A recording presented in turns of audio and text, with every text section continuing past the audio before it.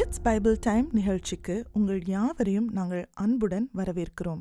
இன்றைக்கு தி Lord is our redeemer, கர்த்தர் நம் மீட்பர் என்ற தலைப்பு ரூத் புக்ல இருந்து டாக்டர் எபி நம்மோடு பகிர்ந்து கொள்ளப் போகிறார்கள். கர்த்தர் நம் கடந்த காலத்தை எப்படி மீட்கிறார்? வாங்க கேட்கலாமா? இட்ஸ் பைபிள் டைம் இந்த நிகழ்ச்சிக்கு உங்களை அன்புடன் அழைக்கிறேன். இந்த 4 வாரம் வரப்போகிற 4 weeks, the Lord is our redeemer, கர்த்தர் நம் மீட்பர் என்கிற தலைப்பில் நம்ம செய்திகளை கேட்க இருக்கிறோம். இன்றைக்கு நாம் கேட்க போகிறது the Lord redeems our past. Okay, கர்த்தர் நம்முடைய கடந்த காலத்தை மீட்கிறார். நீங்க ஒருவேளை எப்போதாவது யோசித்தது உண்டா? என்னுடைய கடந்த காலத்துல சில காரியங்கள் ஒருவேளை உங்களுடைய மனதுக்கு முன்பாக வரும்போது இது நடக்காம இருந்திருந்தா நல்லா இருந்திருக்கும் அப்படின்னு என்னைக்காவது யோசித்திருக்கீங்களா? கண்டிப்பா யோசித்திருப்பீங்க. நகோமி ஒருவேளை ரூத் 1ஆம் அதிகாரத்துல குறிப்பாக முதல் 5 வசனங்கள்ல நடந்த சம்பவங்களை குறித்து நகோமி யோசித்து பார்த்திருந்தா அவங்களும் இதை தான் யோசித்திருப்பாங்க. இது நடக்காம இருந்திருந்தா நல்லா இருந்திருக்கும் அப்படின்னு சொல்லி. ஆனா இந்த ரூத் 1ஆம் அதிகாரம் 5 வசனத்துல முடியல. ஓகே, அதை தொடர்ந்து நம்ம அநேக காரியங்களை பார்க்கிறோம். ஸோ இந்த முதல் பாடத்தை நான் 3 பகுதிகளாக பிரித்திருக்கிறேன். முதல்ல அந்த பாஸ்டை குறித்து நான் சொல்ல போறேன். Okay, a past with famine, அதுக்கு பிறகு மைக்ரேஷன் அண்ட் தென் டெத்ஸ், பஞ்சம், இடம்பெயர்வு, இடத்தை விட்டு இன்னொரு இடத்துக்கு போகிறது, அதற்கு பிறகு மரணங்கள், இதை காண்பிக்கக்கூடிய ஒரு பாஸ்ட். அடுத்தது meet our redeemer or meet the redeemer, மீட்பரை சந்தியுங்கள், அது 2வது குறிப்பு. 3வது குறிப்பு redemption requires a return to the Lord. நாம் மீட்கப்பட வேண்டும் என்றால் எது அவசியம்? நாம் கர்த்தரிடம் திரும்ப வேண்டும். இந்த 3 குறிப்புகளை தான் இந்த செய்தியின் மூலமாக உங்களோடு பகிர்ந்து கொள்ள விரும்புகிறேன். முதலாவது a past with famine, migration and deaths. Ruth 1ஆம் அதிகாரம் முதல் வசனத்துல இப்படியாக வாசிக்கிறோம். நியாயாதிபதிகள் நியாயம் விசாரித்து வரும் நாட்களில் தேசத்திலே பஞ்சம் உண்டாயிற்று. ஃபர்ஸ்ட் பார்க்கக்கூடிய ஒரு காரியம் பஞ்சம், ஃபேமின். அது எப்போ நடக்குது அப்படின்னு சொல்லி நீங்க பார்த்தீங்கன்னா, நியாயாதிபதிகள் நியாயம் விசாரித்து வரும் நாட்களில்.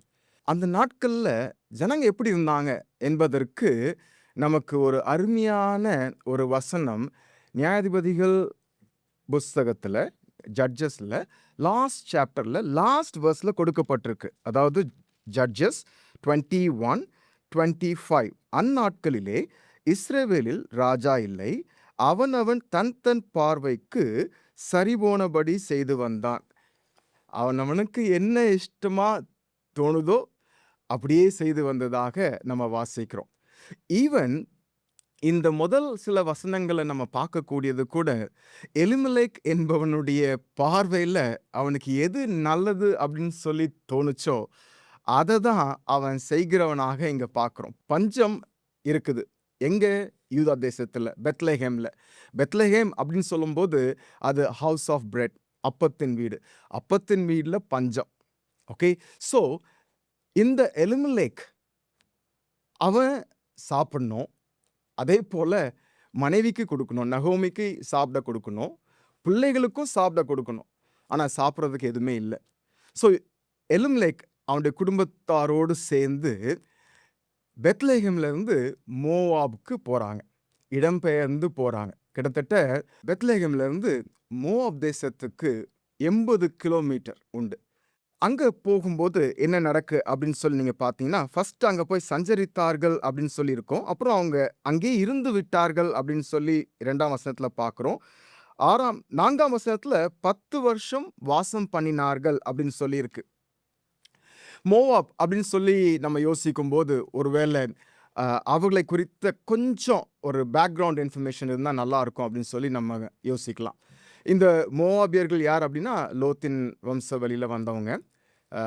அது மாத்திரம் இல்லை, இந்த மோவாபியர்கள் இஸ்ரவேல் ஜனங்கள் எகிப்தின் அடிமைத்தனத்திலிருந்து பாலும் தேனும் ஓடுகிற கானான் தேசத்துக்கு, தேவனால் வாக்குத்தத்தம் பண்ணப்பட்ட இந்த தேசத்துக்கு வரும்போது அவங்க இடம் கொடுக்கல, அவங்க அனுமதிக்கல, அவங்க தடுக்கிறாங்க. அது மாத்திரம் இல்லை, இந்த இஸ்ரேல் ஜனங்களை சபிக்கும்படியாக பிலேயாமுக்கு காசு கொடுக்குறாங்க. இதுதான் மோவாப் தேசத்தார்.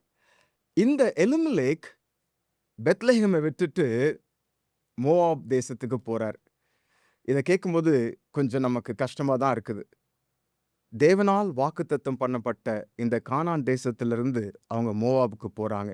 தேவனுடைய பிரசன்னம் இந்த ப்ராமிஸ் லேண்ட்ல இருக்குது. பட் ஆனா தேவனுடைய பிரசன்னம் இல்லாத இன்னொரு இடத்துக்கு போறாங்க. ஒருவேளை இந்த எலிமெலேக் தன்னுடைய பார்வைக்கு எது கரெக்டோ அப்படி செய்யாம, இது கடவுளுடைய பார்வைக்கு இது சரியா இருக்குமா அப்படின்னு யோசித்தான்னா கண்டிப்பா இதை செய்திருக்க மாட்டான் அப்படின்னு சொல்லி நான் நினைக்கிறேன். அதே போல கடவுள் நிச்சயமாக என்னுடைய தேவையை சந்திப்பார், எங்களை போஷிப்பார் அப்படின்னு சொல்லி ஒரு நம்பிக்கை அவனுக்கு இருந்திருந்தாலும் கண்டிப்பாக அவன் மோவாப் தேசத்திற்கு போயிருக்க மாட்டான். பட் அவனுடைய பாஸ்ட் இதுதான். பஞ்சத்தினால அவங்க இடம்பெயர்ந்து போறாங்க. இதோடு அங்க முடியல. சில நாட்களுக்கு பிறகு நீங்க பார்த்தீங்கன்னா அங்க எலிமெலேக் இறந்து போயிடுறாரு. அதற்கு பிறகு அவங்க மகன்கள் 2 பேருமே இறந்து போயிடுறாங்க. இதற்கிடையில அவங்களுடைய மகன்களுக்கு திருமணம் நடக்குது. மக்லோன் கில்யோன் என்பவர்கள் எலிமெலேக் மற்றும் நகோமியின் பிள்ளைகள். இங்க அந்த 2 பேரும் மரித்து விடுகிறாங்க. இப்போ வேதத்துல நம்ம பார்க்கக்கூடியது என்னன்னா, நகோமி தன் குமாரர் 2 தன் புருஷனையும் இழந்து தனித்தவளானாள். She was left alone. இதுதான் நகோமியுடைய பாஸ்ட் லைஃப். ஃபேமின், பஞ்சம், அடுத்தது மைக்ரேஷன், அடுத்தது இழப்புகள். நகோமிக்கு எதிர்காலம் இருக்குதா அப்படின்னு சொல்லி யோசிக்கலாம். அதே போல ஓர்பாலுக்கும் ரூத்துக்கும் எதிர்காலம் இருக்குதா அப்படின்னு சொல்லி யோசிக்கலாம். இந்த சூழ்நிலையில தான் நம்ம மீட்பரை சந்திக்கிறோம். 6ஆம் வசனத்துல அந்த மீட்பரை குறித்து வாசிக்கிறோம். கர்த்தர் தம்முடைய ஜனங்களை சந்தித்து அவர்களுக்கு ஆகாரம் அருளினார் என்று அவள் மோவாப் தேசத்திலே கேள்விப்பட்டு. யார் கேள்விப்படுறா? நகோமி. ஓகே, கர்த்தர் தம்முடைய ஜனங்களை சந்தித்து. ரொம்ப இம்பார்ட்டன்ட் ஒரு குறிப்பு.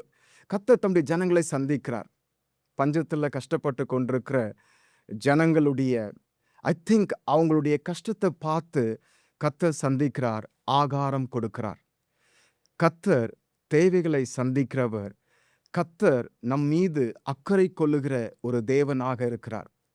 நம்முடைய அனுதின தேவையை சந்திப்பதற்கு அவரால் முடியும். கர்த்தர் தம்முடைய ஜனங்களை சந்திக்கிறார், அவர்களுக்கு ஆகாரம் கொடுக்கிறார். 1000 வருடங்களுக்கு பிறகு நீங்க வேதத்துல புதிய ஏற்பாடுல பார்த்தீங்கன்னா, லூக்கா எழுதின சுவிசேஷம் 1ஆம் அதிகாரத்துல திரும்பவும் கர்த்தர் ஜனங்களை சந்திக்கிறார். ஆனா இந்த சந்திப்பு இயேசு கிறிஸ்துவை குறித்த ஒரு சந்திப்பு. இயேசு கிறிஸ்துவின் வருகையை குறித்ததான ஒரு சந்திப்பு.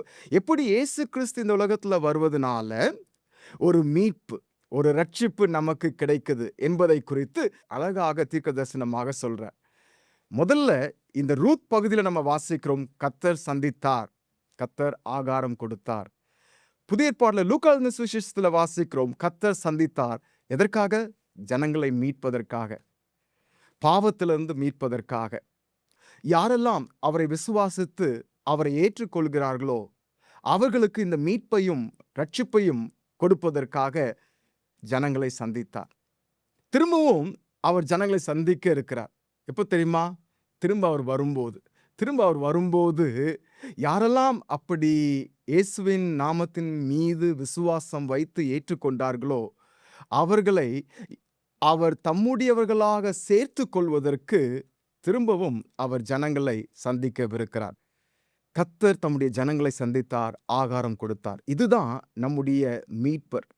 ஜனங்களை சந்தித்து அவர்களுக்கு என்ன தேவையோ, முக்கியமான தேவை ஒரு மீட்பு, ஒரு ரட்சிப்பு. அதோட நின்று விடாமல் ஒருவேளை ஜனங்களுக்கு ஆகாரம் இதை கொடுப்பதாக இங்க நம்ம வாசிக்கிறோம். Okay, a past with famine, migration and deaths. இந்த குடும்பத்துல ஒரு பாஸ்ட் இருந்துச்சு. அந்த பாஸ்ட் வந்து பஞ்சம், அடுத்தது இடம்பெயர்வு, அடுத்தது மரணங்கள். பட் அது முடிவல்ல. ஓகே, ஒரு துவக்கத்தை பார்க்கிறோம். கர்த்தர் ஜனங்களை சந்திக்கிறார். ஆனால் கர்த்தர் ஜனங்களை சந்திக்கிறார், மீட்கிறார் என்று நாம் பார்க்கும்போது இந்த அதிகாரத்துல ரூத் செய்த சில காரியம் ரொம்ப முக்கியமானது என்று நாம் பார்க்கிறோம். ஓகே, ஏன்னா மீட்புக்கு நம்முடைய திரும்புதல் அவசியம். Redemption requires a return to the Lord. கர்த்தரிடம் திரும்புவது அவசியம். இந்த 6ஆம் வசனத்திலிருந்து 22ஆம் வசனம் வரைக்கும் 12 இடங்கள்ல 12 times அந்த ரிட்டர்ன் இல்லைனா டர்ன் அப்படிப்பட்ட அர்த்தத்தை கொடுக்கக்கூடிய சில வார்த்தைகள் இங்கே இடம்பெற்றுள்ளன. ஆகவேதான் அது ரொம்ப இம்பார்ட்டண்ட்டான ஒரு காரியம். இந்த இடத்துல கர்த்தர் தம்முடைய ஜனங்களை சந்தித்து அவர்களுக்கு ஆகாரம் கொடுக்கிறார் அப்படின்னு சொல்லி கேள்விப்பட்ட உடனே இந்த நகோமி என்ன செய்றாங்க அப்படின்னா, அந்த மோவாப் தேசத்திலிருந்து தன் மருமக்களோட கூட எங்க போறதுக்காக புறப்பட்டு செல்றாங்க? எஸ், பெத்லெஹேம் போவதற்காக பெத்லெஹேமுக்கு திரும்பும்படி எழுந்து அப்படின்னு சொல்லி பார்க்கிறோம். ஓகே, இதுதான் மீட்புக்கு நாம் செய்ய வேண்டிய முதல் காரியம். இதை வந்து நம்ம நகோமி மற்றும் ரூத் அவங்களுடைய வாழ்க்கையிலிருந்து கற்றுக்கொள்கிறோம். ஸோ ஃபர்ஸ்ட் 6ஆம் வசனத்துல திரும்பி வரும்படி எழுந்து அப்படின்னு சொல்லி இருக்குது. 7ஆம் வசனத்துல தன் 2 மருமக்களோடு கூட தான் இருந்த ஸ்தலத்தை விட்டு புறப்பட்டாள். தன் இருந்த ஸ்தலம் எது? மோவாப் தேசம். அந்த ஸ்தலத்திலிருந்து புறப்பட்டாள். யூதா தேசத்திற்கு திரும்பி போக அவர்கள் வழி நடக்கையில் அவர்கள் ஆல்ரெடி மோவாப் தேசத்திலிருந்து பெத்லெஹேமுக்கு நேராக செல்வதற்கு ஆயத்தமாகி விட்டார்கள். ஈவன் அந்த மோவாபிலிருந்து வெளியே வந்துட்டாங்க, பெத்லெஹேமுக்கு போற பாதையில இருக்காங்க. அப்படிப்பட்ட ஒரு சூழ்நிலையில நகோமி தன் 2 மருமக்களை நோக்கி என்ன சொல்றாங்கன்னா, நீங்கள் இருவரும் உங்கள் தாய் வீட்டுக்கு திரும்பி போங்கள். மரித்து போனவர்களுக்கும் எனக்கும் நீங்கள் தயை செய்தது போல கர்த்தர் உங்களுக்கு தயை செய்வாராக. நகோமி, ஒருவேளை நம்ம யோசிக்கலாம், ஒரு சில இடங்கள்ல நகோமி வந்து கர்த்தருடைய கை எனக்கு விரோதமாக இருக்கிறது அப்படின்னு சொல்லி சொன்னதாக நம்ம 13ஆம் வசனத்துல வாசிக்கிறோம். அதே போல 27ஆம் வசனத்துல என்ன வாசிக்கிறோம்? நீங்கள் என்னை நகோமி என்று சொல்லாமல் மாறாள் என்று சொல்லுங்கள், சர்வ வல்லவர் எனக்கு மிகுந்த கசப்பை கட்டளையிட்டார் அப்படின்லாம் வாசிக்கிறோம். ஒருவேளை நமக்கு யோசிக்க தோணும், ஒருவேளை நகோமி கர்த்தரை நம்பிதான் போறாளா பெத்லெஹேமுக்கு அப்படின்னு சொல்லி யோசிக்க தோணும். ஆனா அவளுடைய இந்த வார்த்தை நகோமி நிச்சயமாகவே கர்த்தரை நம்பிதான் பெத்லெஹேமுக்கு போறா என்பதை நமக்கு காட்டுகிறது. என்ன சொல்றா? அந்த 2 மருமக்களை பார்த்து அகெயின் அந்த திரும்பி போங்கள் என்கிற வார்த்தை பயன்படுத்தப்பட்டிருக்கு. இந்த திரும்பி போங்கள் என்கிற வார்த்தையானது பெத்லெஹேமுக்கு அல்ல, இது வந்து மோவாபுக்கு. நீங்க மோவாபுக்கு திரும்பி போங்க அப்படின்னு சொல்லி நகோமி சொல்றாங்க. ஏன்? கர்த்தர் உங்களுக்கு தயை செய்வார் அப்படின்னு சொல்லி. ஆனா 2 பேருமே நோ நோ. 10ஆம் வசனத்துல என்ன சொல்றாங்கன்னா, உம்முடைய ஜனத்தண்டைக்கே உம்முடனே கூட வருவோம் என்றார்கள். அப்போ திரும்ப நகோமி சொல்றாங்க, எனக்கு திரும்ப பிள்ளை பிறக்குமோ இல்லையோ, அப்படியே பிறந்தாலும் நீங்க அத்தனை வருஷம் காத்திருந்து பிறக்க போகிற என்னுடைய மகனை நீங்க திருமணம் செய்து கொள்ளணும்னா ரொம்ப இயர்ஸ் ஆகும், அதிக வருஷங்கள் ஆகும். இது நடக்கிற மாதிரி இல்லை. ஆகவே நீங்க தயவுசெய்து நீங்க திரும்பி போங்க அப்படின்னு சொல்லி சொல்றாங்க. இதை கேட்ட உடனே ஓர்பால் மோவாபுக்கு போறாங்க. ஆனால் ரூத்தை குறித்து வாசிக்கிறோம், ரூத் அவளை விடாமல் பற்றி கொண்டாள். யார? நகோமியை விடாமல் பற்றி கொண்டாள். அப்புறம் 10ஆம் வசனத்துல நகோமி சொல்றாங்க, இதோ உன் சகோதரி உன் ஜனங்களிடத்துக்கும் உன் தேவர்களிடத்துக்கும் திரும்பி போய்விட்டாலே, நீயும் உன் சகோதரியின் பிறகே திரும்பி போ அப்படின்னு சொல்லி நகோமி சொல்றாங்க. இது ஒரு நல்ல ஒரு சோதனை. யாருக்கு? ரூத்துக்கு. ஒரு பியர் பிரஷர் மாதிரி. அதுவும் நகோமி சொல்றாங்க, ஓர்பால் போயிட்டாங்க, ஓர்பால் போன மாதிரி நீயும் போயிறேன் உங்க ஜனத்துக்கிட்ட, அதே போல உங்க கடவுள்கிட்ட நீனும் போயிற. அப்படி சொல்லும்போது இங்கே ரூத் சொல்லக்கூடியது ஒரு அருமையான ஒரு காரியம். அதை குறித்து 16ஆம் வசனத்துல வாசிக்கிறோம். நான் உம்மை பின்பற்றாமல், யார? நகோமியை. ஓகே, உம்மை விட்டு திரும்பி போவதை குறித்து என்னோட பேச வேண்டாம். நீர் போகும் இடத்திற்கு நானும் வருவேன், நீர் தங்கும் இடத்திலே நானும் தங்குவேன்.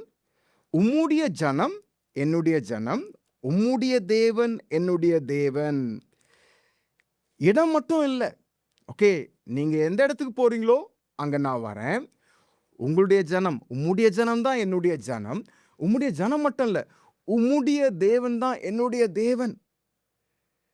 இதுதான் திரும்புவதற்கு, ரிட்டர்ன் டு த லார்டுக்கு நம்ம பார்க்கக்கூடிய ஒரு முக்கியமான ஒரு சைன்.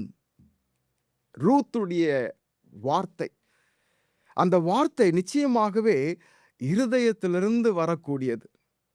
ஏன்னா அப்படி இருதயத்திலிருந்து வரக்கூடியது இல்லை அப்படின்னு சொல்லி நம்ம யோசிப்போம் என்றால், அவளும் ஓர்பாலோட மோவாப் தேசத்திற்கு போயிருக்க வேண்டியது. ஆனால் போகாமல் நம்ம வாசிக்கிறோம், நகோமியை பற்றி கொண்டாள். நகோமியை மாத்திரம் பற்றி கொள்ளவில்லை, நகோமியின் தேவனையும் அவள் பற்றி கொண்டாள். இதை கேட்ட உடனே நகோமி ரூத் உறுதியா இருக்கிறாங்கன்னு சொல்லி கண்டுபிடிச்சிட்டாங்க.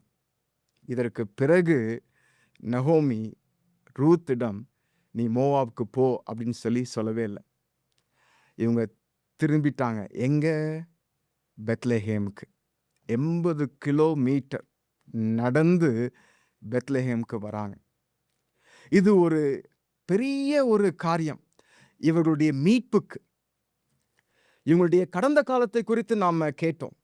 பஞ்சம், அடுத்தது இடம்பெயர்வு, அடுத்தது மரணங்கள். ஆனால் கர்த்தர் சந்திக்கிறார். கர்த்தர் சந்தித்து ஜனங்களுக்கு ஆகாரம் கொடுக்கிறார். இதை கேள்விப்பட்ட உடனே அவங்க they have decided to return to the Lord. I think நம்முடைய வாழ்க்கையில கூட நம்முடைய மீட்புக்கு நாம் செய்ய வேண்டிய ஒரு காரியம் என்னவென்றால், நாம் கர்த்தரிடம் திரும்ப வேண்டும். மோவாப் ஒருவேளை நமக்கு அதிகம் அது கொடுத்து விடும் என்று சில வாக்குறுதிகள் கொடுக்கலாம். It can promise us more. இதை தான் எலிமெலேக்குக்கும் நகோமிக்கும் ப்ராமிஸாக தந்தது. ஓகே, பெட்டர் லைஃப் எங்க? மோவாப்ல. பெத்லஹேம்ல பஞ்சம், மோவாப்ல பெட்டர் லைஃப். ஆனால் பெட்டர் லைஃப் கொடுக்கல, அதற்கு மாறாக கசப்பை தான் தந்தது. ஆகவேதான் நகோமியும் ரூத்தும் திரும்ப பெத்லஹேமுக்கு வந்துட்டாங்க அப்படின்னு சொல்லி கேள்விப்பட்ட உடனே ஜனங்கள்லாம் ஆச்சரியத்தோடு பார்க்குறாங்க. ஜனங்கள்லாம் ஆச்சரியத்தோடு பார்த்து இவள் நகோமியோ என்று பேசிக்கொண்டார்கள். அதற்கு அவ சொல்றா, நீங்கள் என்னை நகோமி என்று சொல்லாமல் மாறாள் என்று சொல்லுங்கள். சர்வ வல்லவர் எனக்கு மிகுந்த கசப்பை கட்டளையிட்டார். நான் நிறைவுள்ளவளாய் போனேன், கர்த்தர் என்னை வெறுமையாய் திரும்பி வர பண்ணினார். இந்த இடத்துல அவ சொல்லக்கூடியது நம்ம ஏற்கனவே பார்த்தது போல கர்த்தரை நம்பாம கர்த்தரை குற்றப்படுத்துவதை போல சொல்ற மாதிரி இருக்கு. ஆனா நிச்சயமாக அப்படி இல்லை. அவளுடைய புலம்பல், அவ என்ன செய்யறான்னா, she laments before God. திரும்புறாங்க. திரும்புறதன் மூலமாக நாம் பார்க்கக்கூடியது என்னன்னா, பஞ்சத்துல ஆரம்பித்த இந்த அதிகாரம் 1ஆம் வசனம் 22ஆம் வசனத்துல நம்ம பார்க்கிறோம். இப்படி நகோமி மோவாபிய ஸ்திரீயான தன் மருமகள் ரூத்தோடும் கூட மோவாப் தேசத்திலிருந்து திரும்பி வந்தாள். அகைன் திரும்பி வந்தாள். அதுதான் ரொம்ப முக்கியம் இந்த மீட்புக்கு. வார்கோதுமை அறுப்பின் துவக்கத்தில் அவர்கள் பெத்லெஹேமுக்கு வந்தார்கள். கர்த்தர் சந்தித்தார். இங்க பெரிய ஒரு அறுவடை நடக்கு. பஞ்சத்துல ஆரம்பித்து அறுவடையில முடியுது. ஓகே, மீட்பர் ஜனங்களை சந்தித்தார், ஆகாரம் கொடுத்தார். நகோமியும் ரூத்தும் திரும்பி வந்தார்கள். இங்க பெரிய ஒரு அறுவடையை அவர்கள் பார்க்கிறார்கள். இந்த 1ஆம் அதிகாரத்துல தேவன் அந்த மீட்பை ஸ்டார்ட் பண்ணிட்டார். 2ஆம் அதிகாரம், 3ஆம் அதிகாரம், 4ஆம் அதிகாரத்துல நம்ம பார்க்க போறதெல்லாம் இன்னும் எந்தெந்த விதங்கள்ல நகோமிக்கும் ரூத்துக்கும் அவர் மீட்பை கட்டளையிட போகிறார் என்பதை குறித்து தான். நீங்க வாகனத்தை ஓட்டி ஒரு இடத்துக்கு போயிட்டே இருக்கிறீங்க. போயிட்டே இருக்கும்போது டேர்ன் எடுத்துருக்கணும், ரைட் டேர்ன். ஆனால் மிஸ் பண்ணிட்டீங்க. ஜிபிஎஸ் என்ன சொல்லுதுன்னா மேக் அ யூ டேர்ன் அப்படின்னு சொல்லுது. ஆனால் அந்த GPS make a U turn அப்படின்னு சொல்லும்போது அது நம்மளை அதட்டி சத்தமாக ஏய் மேக் அ யூ டேர்ன் அப்படின்னு சொல்வது கிடையாது. ஓகே, ஒருவேளை நீங்கள் அந்த சத்தத்தை கேட்காம அப்படியே ஓட்டிட்டு போனீங்கன்னா ஜிபிஎஸ் அப்படியே அது ஆஃப் ஆகாது. அமைதியாக make a U turn, make a U turn அப்படி தான் சொல்லும். அதே போல் தான் நம்முடைய கர்த்தர். இன்றைக்கு நீங்கள் எந்த இடத்துல இருக்கீங்கன்னு சொல்லி தெரியல. ஒருவேளை ஆண்டவர் அறியாமல் மோவாப் தேசம் போன்ற ஒரு இடத்துல இருக்கிறீங்க அப்படின்னா கர்த்தரிடம் திரும்புங்கள், அவரிடத்தில் மீட்பு உண்டு. ஒருவேளை ஆண்டவரை அறிந்து ஆண்டவரை ஏற்றுக்கொண்டு மீண்டும் மோவாபுக்கு நீங்கள் சென்றிருப்பீர்கள் என்றால் கர்த்தரிடம் திரும்புங்கள், அவரிடம் மீட்பு உண்டு. ஜெபிக்கலாமா? அன்பின் பரலோக பிதாவே, நீர் எங்கள் மீட்பர். கடந்த காலத்திலிருந்து நகோமி, ரூத் அவர்களை மீட்டெடுத்தீர் சுவாமி. அவர்கள் செய்தது போலவே நாங்களும் உம்மை விசுவாசித்து உம்மிடம் திரும்பவும் அதன் மூலமாக மீட்பை பெற்றுக்கொள்ளவும் உதவி செய்யும். இயேசு கிறிஸ்துவின் இனிய நாமத்தில் ஜெபிக்கிறேன் ஜீவனுள்ள பிதாவே, ஆமென். இட்ஸ் பைபிள் டைம் நிகழ்ச்சியில எங்களோடு கூட இணைந்த யாவருக்கும் நன்றி. Don't miss joining us again next Saturday at 10 p.m. on Satyam TV. Until we see you again, have a blessed week.